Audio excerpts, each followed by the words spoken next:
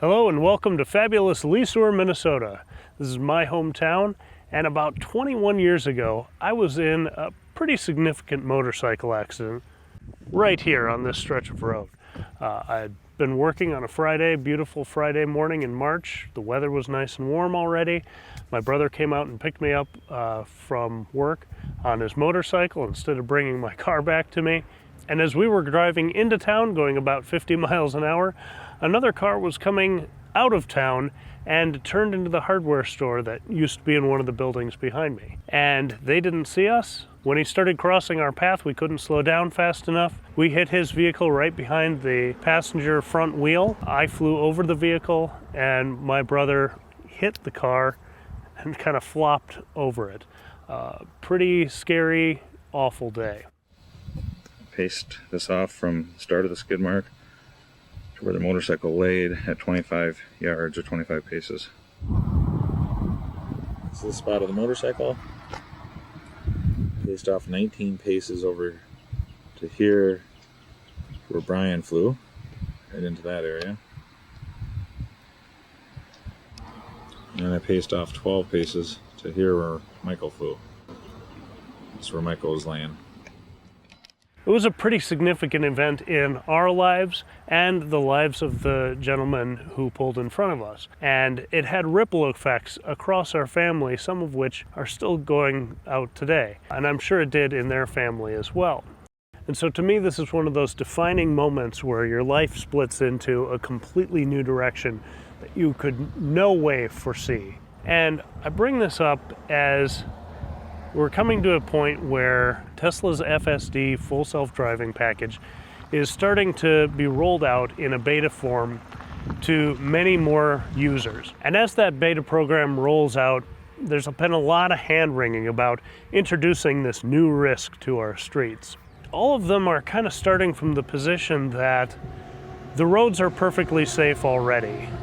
And as I was reading that, it kind of hit me that this accident could have been prevented by even FSD in this beta stage, where the vehicle would have seen a motorcycle coming and waited.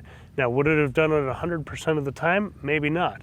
But definitely the human that day did not do it 100% of the time. And again, when we look at this, we look at all the ripple effects. You know, my brother's had much more significant physical injuries that took years really to recover from, and some are still lingering and issues he deals with today, 21 years later. I have some very minor things that still nag me from time to time, but I came out much better from that incident than he did. And then when you take a look at the financial repercussions of him not being able to work for years and then work at limited capacity, and me having to take time off from what I was doing at the time, and then the insurance issue with luckily the other gentleman had very good insurance, and so over the course of getting all that sorted out, we were taken care of in pretty good fashion. But obviously that was a huge expense on their family side, and also an emotional toll, not just for us dealing with all of that. The month my brother spent in the hospital, all the rehab, for the next year after that, the few days I spent in the hospital. But on the other side, that was the impetus of that gentleman's family taking the keys away. He was an older gentleman, and they had to make that decision. And of course they felt guilty that this incident happened and they hadn't done it sooner. So he lost some independence. We lost some other things. That family had to deal with, the guilt on that. Luckily, no one died, but it was a major event. And then outside of our families, you also have the trauma to the community. Our coworkers and friends who were also coming home that day had to stop, and some of us were right behind us when that accident happened and saw it take place. And a few of them were really traumatized by it because it was terrifying to watch, I'm sure. It was terrifying to be in it. And again, it's not like he was being malicious, it's just something that happens. Sometimes you don't pick up on things, but maybe the computer system would.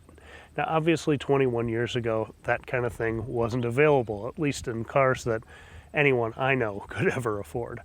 But more and more of these technologies are rolling out, and they're going to prove that even if they're not safer on their own than a human, they're a great set of second eyes that can help assist a human. So right now we're still in the stages where a human needs to be paying attention, and I think it's great, and I think it's worth rolling out. Now you think of this from another perspective of, on that beautiful Friday afternoon, my brother and I get on the motorcycle and drive back into town and have a great weekend in some beautiful weather.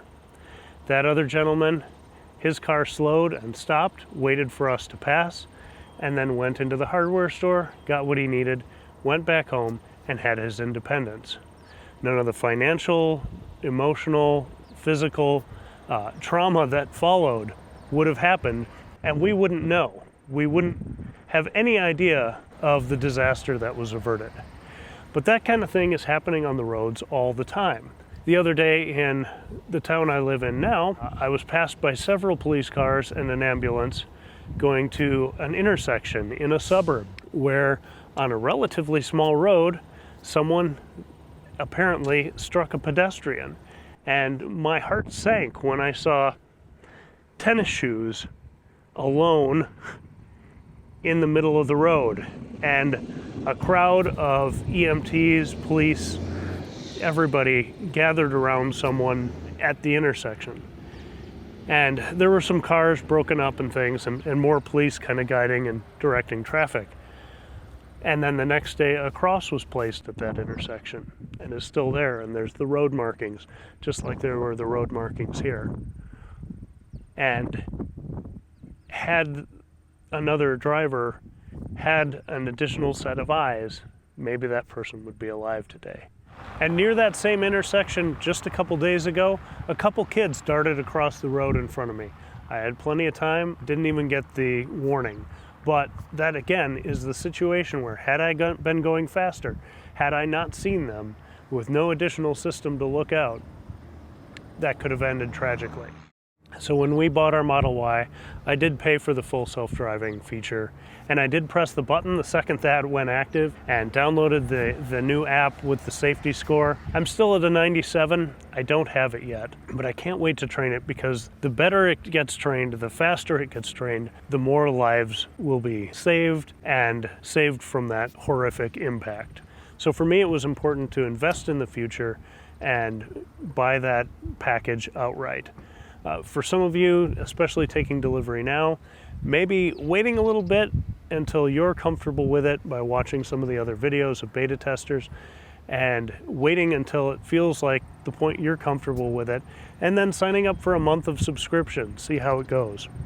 And if it works out for you and you feel like it's making you safer by having that extra set of eyes on city streets and things, then go ahead and keep subscribing, or buy it outright, depending on how long you plan to own your vehicle and what makes most financial sense for you.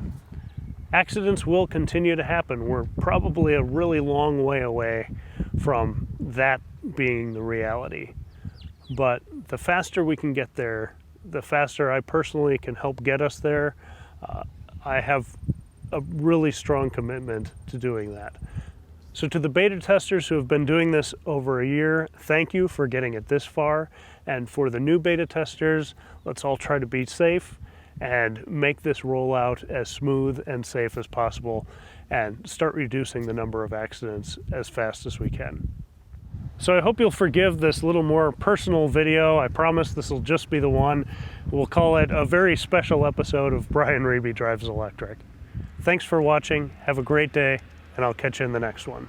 Now let's all get out there and drive safely.